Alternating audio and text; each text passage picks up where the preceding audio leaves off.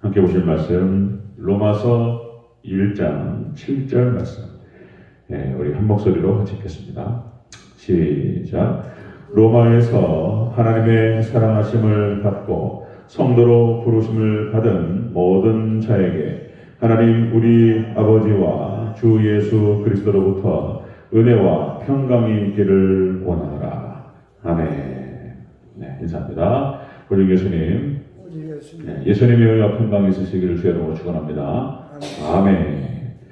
오늘 함께 읽으신 로마서 1장 7절 오늘 본문을 토대로 예수 그리스도의 은혜와 평강을 받을 대상이라는 제목으로 말씀 받겠습니다. 예수 그리스도의 은혜와 평강을 받을 대상. 자, 지금 사도 바울은 서신서, 지금 이 로마서의 이 서신서를 받는 수신자가 누구죠? 바울이요? 수신자. 듣는 사람이 누구예요? 로마 사람들, 로마 교회. 그렇죠, 로마 교회. 로마 교회를 향해서 지금 사도 바울이 편지를 쓰고 있습니다. 그러니까 지금 우리가 편지글에서 그러니까 이제 친애하는 우리 아목의 장로님 건강하십니까? 저는 잘 지냅니다. 뭐 이렇게 편지 쓰잖아요. 이게 이제 안부를 묻고 그리고 이제 자신의 어떤 그 상태를 갖다 얘기해주고 서론으로 딱 쓴 다음에 그다음 본론 뭐라고 할까요? 뭐 이런 일 때문에 교회 일이 있고 그래서 어디를 선교를 해야 되는데 우리 교회에서 함께 헌금도 하고 뭐 어떻게 해야 될 것 같습니다. 쭉 내용을 쓰는 거예요. 이제 앞에서 그 다음에 끝날 때 이제 건강하시길 바라고 속히 가서 뵙기를 바랍니다. 뭐 이렇게 해서 마무리하잖아요. 편지도 많이 썼습니다. 저도 하여튼 저희 때는 소편지 세대예요. 고등학교 때까지 졸업할 때까지 뭐 아무것도 없었으니까요. 무슨 핸드폰이나 다 손으로 써가지고 우편 엽서, 그다음 편지 그거 참 보내는 재미가 있습니다. 그 받는 재미가 또 얼마나 쏠쏠한지. 그 하루 이틀 가면 이제 여기서 또 받아가지고 왔다 갔다 일주일 걸리는데. 그런데 지금은 이제 이메일, 그죠? 바로 가버리잖아요. 미국으로 그냥 바로 써가지고 엔터 특히 딱 누르는 순간 가버려요. 이런 시대가 됐어요. 자, 그러니까 예수 그리스도의 은혜와 평강으로 지금 로마 교회를 향해서 수신자, 로마 교회를 향해서 예수님의 은혜와 평강이 있기를 축복하면서 딱 써요. 그러니까 그 사도 바울의 서신서를 보면은 반드시 예수님의 은혜와 평강을 축복을 핍니다. 네, 여러분들 예수님의 은혜와 평강이 있으시기를 축원합니다. 믿는 사람한테 사고라는 거예요. 자, 그러니까요. 제가 벌써 답을 다 얘기해버렸어요. 자, 예수 그리스도의 은혜와 평강을 받을 대상이 누구냐? 자, 오늘 본문에 좀 더 기록되고 있어요. 자, 첫 번째 보겠습니다. 첫 번째, 예수 그리스도의 은혜와 평강을 받을 대상. 첫 번째로 하나님의 사랑하심을 받은 자. 이렇게 나와요. 자, 7절 초반 보고 읽겠습니다. 시작. 로마에서 하나님의 사랑하심을 받고, 아멘. 로마에 있는 사람 중에서 다가 아니고, 로마 사람 다가 아니고, 하나님의 사랑하심을 받은 자에게 주는 거예요. 이 편지를. 하나님의 사랑하심을 받은 자. 그러니까 이제 지금 이 하나님의 사랑하심을 받은 자, 이 얘기는, 하나님의 주권 그 관점에서 보는 거예요. 그러니까 이제, 제가 여러 번 반복해서 말씀드렸지만은 우리가 구원론이에요. 구원론. 로마서는 어떤 자가 구원을 받는가, 하나님께서 어떻게 구원하시는가, 이것을 쭉 로마서에서 기록하고 있는데 이 구원론의 핵심에서 또 우리가 절대 잊으면 안 되는 것, 딱 이거 계속 반복할 거예요. 하나님의 절대 주권으로 하나님 선택하시고 하나님께서 은혜를 베푸셔요. 하나님의 절대 주권으로 가나안 정복 전쟁을 치러 가셔요. 그 가나안 정복 전쟁을 하나님의 전쟁이라고 표현해요. 하나님의 전쟁, 신전 이렇게 표현해요. 자, 그런데 거기 또 그냥 그것만 있는 것이 아니고, 자, 이스라엘 백성들의 철저한 믿음과 순종을 요구하셔요. 그래서 구원론의 핵심이 그렇게 돼 있어요. 성경이 하나님의 절대 주권과 그리고 인간의 책임, 이게 같이 있는 거예요. 그래서 하나님의 절대 주권 100%, 인간의 책임 100%. 그렇게 해서 200%가 아니고 온전한 100% 이렇게 얘기하는 거예요. 100%라서 100은 200이 아니고 온전한 벽이 된다는 거예요. 이 방정식도 그러니까 구원론의 방정식이죠. 신론의 방정식은 또 이제 1 플러스 1. 그러니까 이제 예수님께서 완전한 참 하나님이시고 또 예수님께서는 참 인간이시다. 그래서 대체 예수님이 하나님이냐 사람이냐 뭐냐 말이에요. 그런데 뭐라고 표현하냐면 100% 하나님이시고 100% 사람이라고 얘기하는 거예요. 1 플러스 1은 또 2가 되는 게 아니고 1이 된다는 거예요. 1. 그러면 또 더해가지고 또 이제 삼일체 하나님은 1 플러스 1 플러스 1은 또 1이라는 거예요. 그러니까 이것이 신론도 그렇고 구원론도 그렇고 이게 이제 양자역학 지금 와서 보니까 20세기 21세기에 와서 보니까 하나님의 세계가 이게 양자역학의 세계로 되어 있구나. 얽힘, 중첩, 그 다음에 불확정성 이렇게 되어 있다. 그러니까 이제 마지막 때 이 과학신학에서 다 설명이 되는 거예요. 과학신학에 가서. 과거에는 이해가 안 됐어요. 이해가 안 되는 거예요. 그냥 받아들이고 믿었어요. 근데 이게 이런 거구나. 우주 만물과 성경의 세계가 양자역학의 세계로 되어 있구나. 이것을 알게 됐다는 거예요. 자, 그러니까 예수 그리스도의 은혜와 평강을 받을 대상이 누구냐? 하나님의 사랑하심을 받은 자예요. 그럼 어떤 사람은 또 하나님의 사랑하심을 받지 못했냐 말이에요.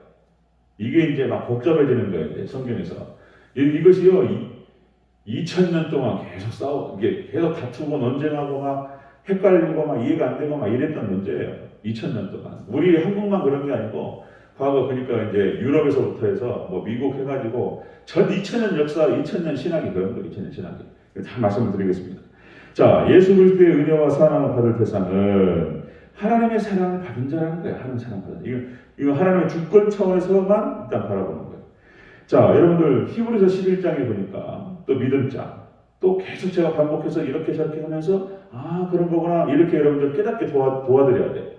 이것이 이제 역시 그래서 성경을 해석하고 설명해주는 또 목사가 필요한 이유가 그거예요. 인도자가 필요해요. 인도자가. 안 그러면 길을 잃어버려요. 자, 히브리서 11장 믿음장에서 가인과 아벨이 나온단 말이에요. 그렇다면 왜 하나님께서는 가인보다 아벨을 사랑하셨습니까? 이유가 뭐야, 이유가?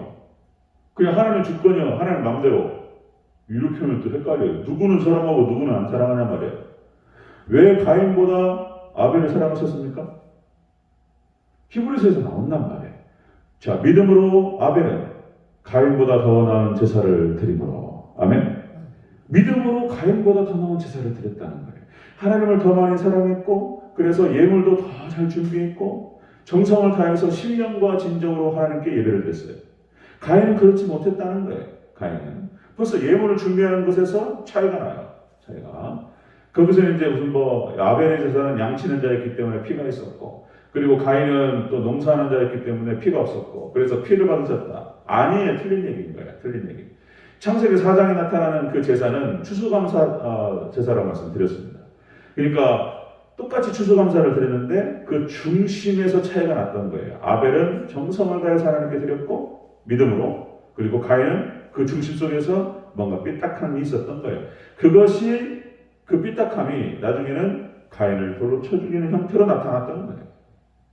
그 믿음에서부터 시작되는 거예요, 모든 게. 자, 그 다음에 셈과 함과 야벳. 자, 그렇다면 왜 하나님께서 셈은 사랑하시고 야벳은 사랑하시고 왜 함은 안 좋아하셨냔 말이에요. 왜? 이유가 뭐냔 말이에요. 하나님의 주권만 얘기하면 이게 설명이 안 돼요. 왜 그랬냔 말이에요. 역시 효도신앙이라고 말씀을 드렸습니다.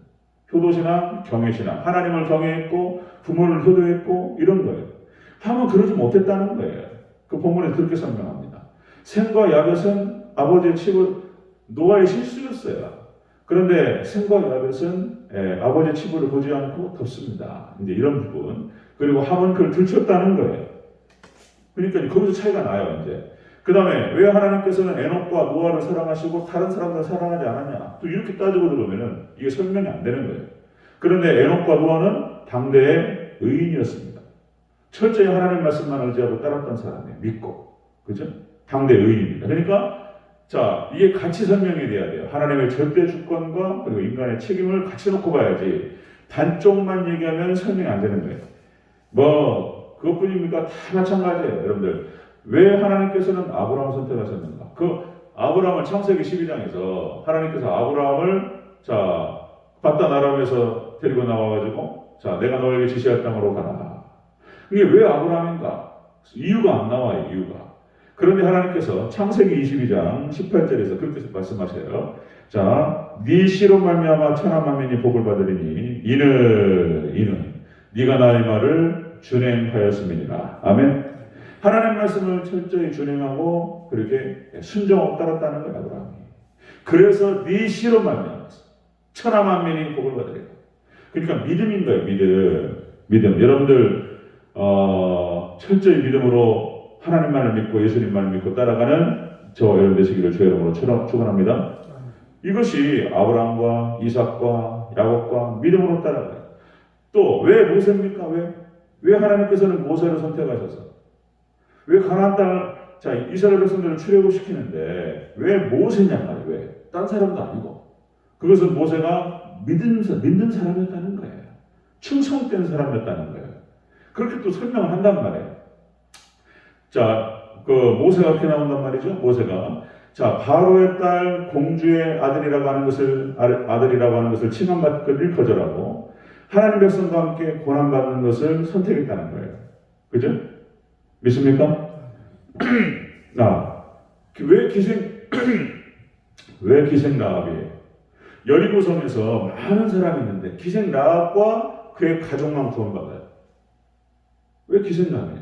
정탐꾼을 갖다가 숨겨주는 과정에서 자 신앙 고백이 나와요. 신앙 고백이 라합이 소문을 들어요. 그러니까 그 여리고성 안에 있는 사람들 중에서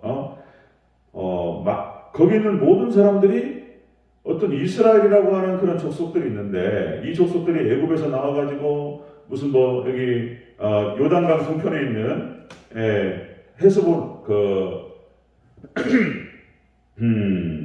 바사랑 옥과 헤스본한 시온을 격파하고 요단강을 건넜단다. 원해. 이 소문을 다 들었단 말이에요.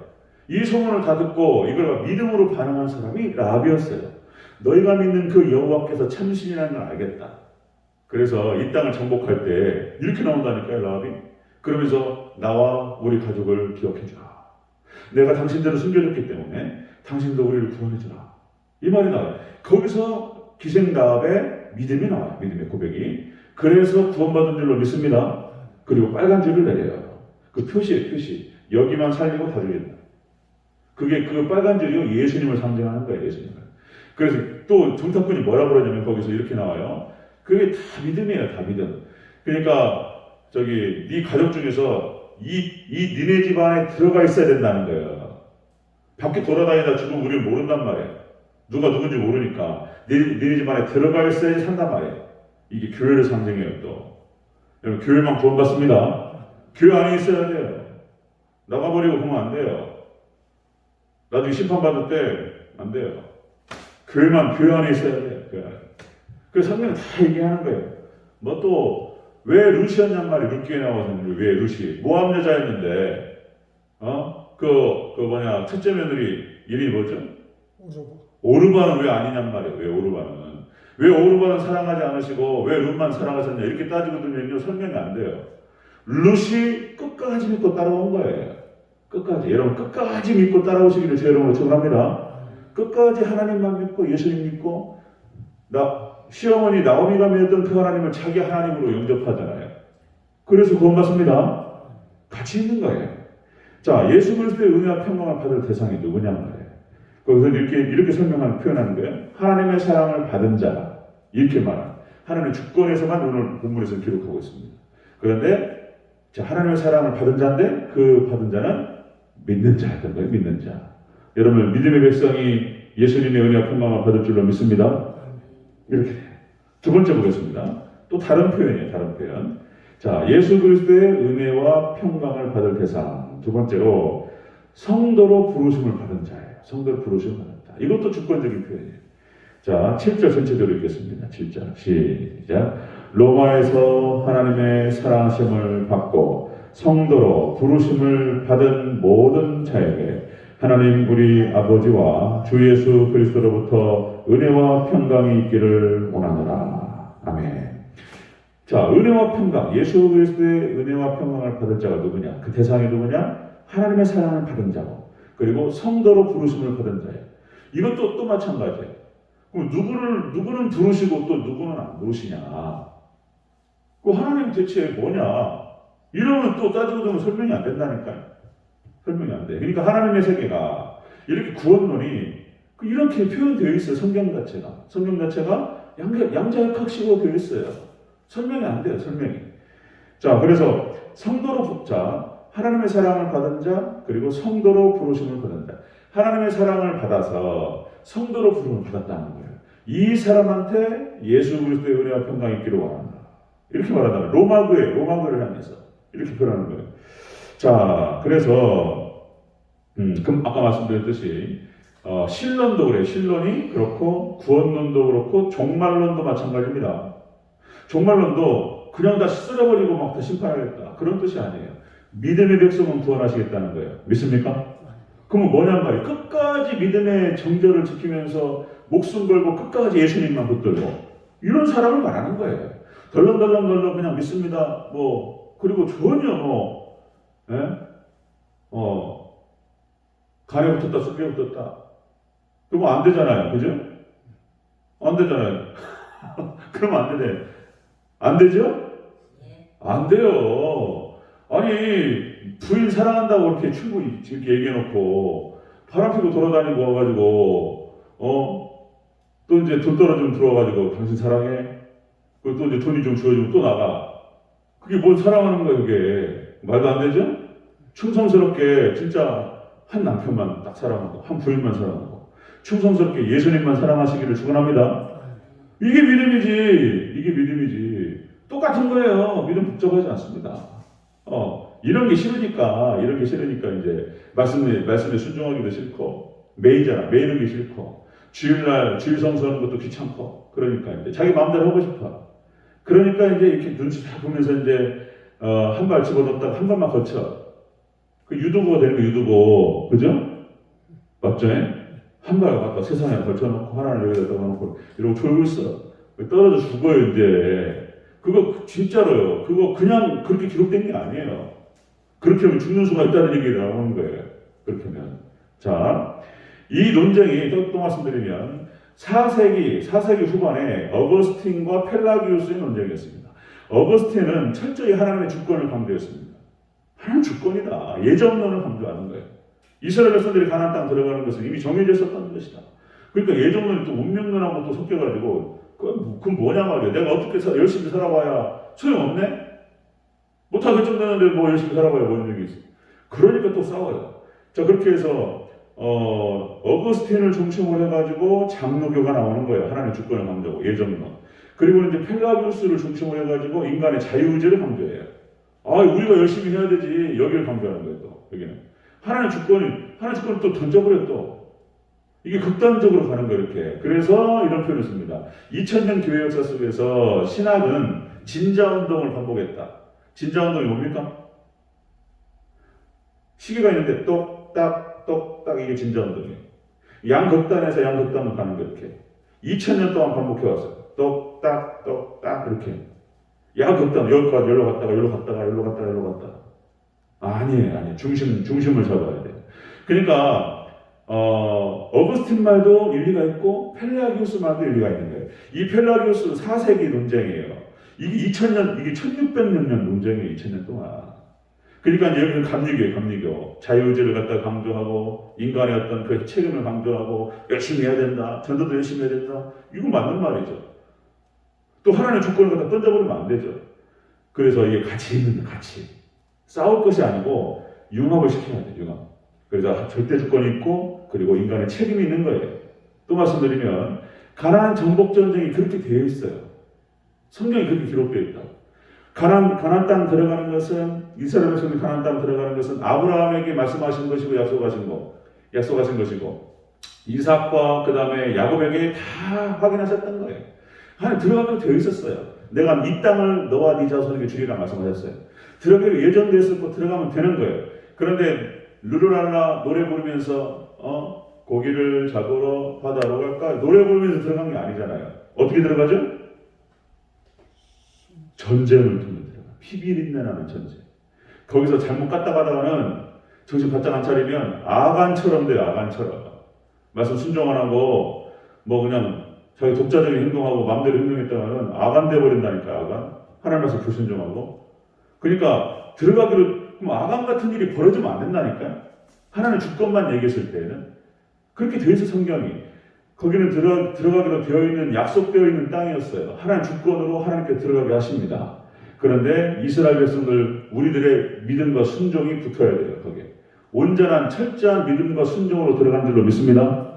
같이 있어요.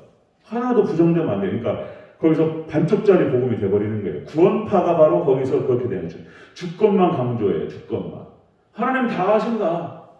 그리고는 자기의 믿음과 순종에 대해서는 책임이 없다는 거예요. 그리고 자기가 죄 짓는 것도 하나님 주권 안에 있는 거래. 그렇게 볼 수도 있어요. 또 그러면서 자기는 책임이 없어. 자기는 마음대로 행동해. 주일날 안 나오시면 안 나오고 놀러 가시면 놀러 가고 그리고는 내가 믿었다는 거예요. 자기 어떤 믿음과 순종과 뭐 싸움과 노력과 열심 그런 거 없어요. 뭐 충성 이런 거 필요 없어요. 하나는 절대 주권만 얘기해. 이게 반쪽짜리 복음 구원파가 되는 거예요. 이제 구원파. 그러면서 이제 반쪽짜리 복음이 되면서 성경을 이해하고 성경을 해석하는 모든 게 틀어져 버려 그냥 반쪽짜리. 성경을 온전히 이해하지 못하면 삶이 이상해지는 거예요. 삶이. 구원파로 빠지잖아요. 대체적으로 다 이혼하고 삶이 망가져. 삶이. 여러분 성경을 균형 잡히게 잘 이해해야 될 줄로 믿습니다. 깨달음이 있으시길 주의 이름으로 축원합니다.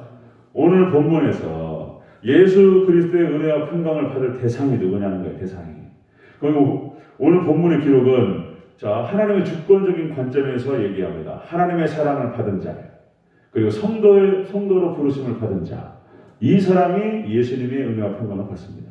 그런데 하나님의 사랑을 받는 것 성도로 부르심을 받는 것은 믿은 자에 대해 믿은 자. 예수님 온전히 영접하고 예수님을 붙들고 그리고 끝까지 예수님을 따라가고 여러분 믿음의 백성이 하나님의 사랑을 받고 성도로 부르심을 받습니다. 아멘. 이해가시나요? 이거 계속 확인해야 돼요. 한번 제가 툭 얘기했는데 그 툭도 다 아는 것처럼 하면 또 헷갈려요. 제가 이거 성경 찾아가면서 계속 확인해야 됩니다. 자, 여러분들, 우리가 주안점은 하나님의 주권을 믿고 사도 바울 보세요. 사도 바울도 철저히 하나님의 선택을 받고 사도로 부르심을 받았습니다. 그런데 사도 바울의 삶을 보세요. 얼마나 충성스러운가.